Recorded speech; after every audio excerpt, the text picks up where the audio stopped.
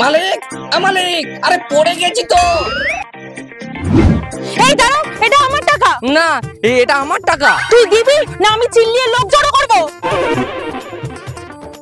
আরে দাঁড়াও, আরে বলদ নাকি তুমি? আগে প্রমাণ চাও। হ্যাঁ, প্রমাণ দাও। ওই টাকাতে আমার দাদুর ছবি আছে। আমার দাদুর টাকলা, দেখ সাথে চশমাও পরে। আরে ক্যাবলা রে, আরে মালিক তোমাকে টুপি পরাচ্ছে।